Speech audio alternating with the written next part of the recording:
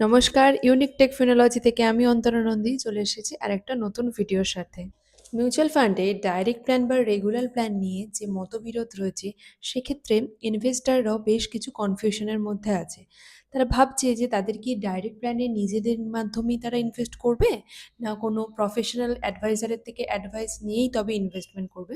তো সেই নিয়েই আজকের ভিডিওটা। যদি আপনি এক্সপেন্স রেশিও সেভিংস বেসিসে ডাইরেক্ট ফান্ডে ইনভেস্ট করে থাকেন, সেক্ষেত্রে কিন্তু আপনি খুব বড় ভুল করছেন।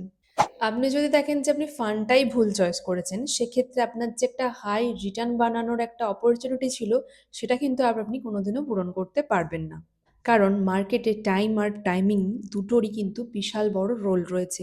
এই দুটো আপনাকে ভালো করে মেনে চলতে হবে। আর এই সুযোগটা কিন্তু একবার মিস হয়ে গেলে বারবার ফিরে আসবে না আপনার কাছে। সেই জন্য আমি আজ আপনাদেরকে বলবো কাদের ডাইরেক্ট প্ল্যানে ইনভেস্টমেন্ট করা উচিত, কাদের নয়।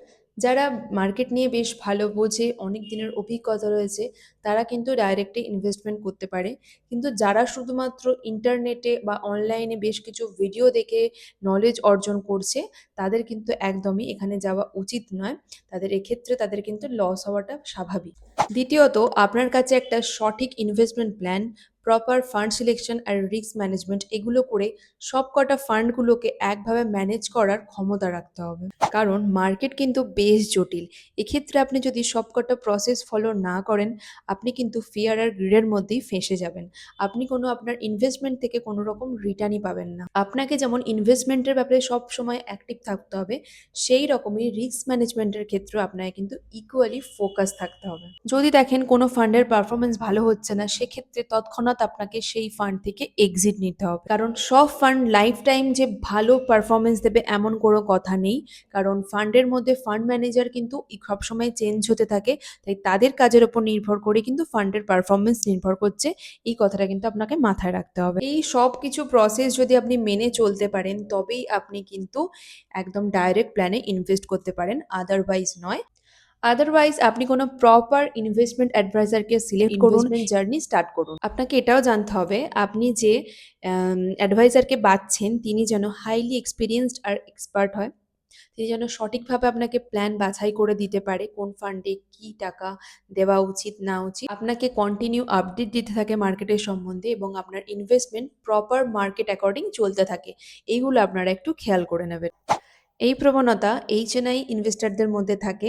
তারা একজন অ্যাডভাইজারের থেকে প্রপারভাবে ইনভেস্টমেন্ট প্ল্যান নিয়ে তবেই কিন্তু এগোয়। কারণ তারা তাদের লক্ষ্যে একদম ক্লিয়ার, এবং তারা মনে করেন নিজে ইনভেস্টমেন্ট করা মানে টাকা এবং সময় দুটোরই অপচয় করা। তাই তারা এই দিকে একদমই যান না। তারা সাধারণত কোনো এক্সপার্ট এক্সপিরিয়েন্সড অ্যাডভাইজারের দ্বারাই তাদের ইনভেস্টমেন্ট প্ল্যান করে থাকেন। তো আপনারাও যদি মনে করেন নিজেদের প্ল্যান কোনো এক্সপার্টের মাধ্যমে করবেন, তাহলে আপনারা আমাদের সাথে কন্ট্যাক্ট করতে পারেন।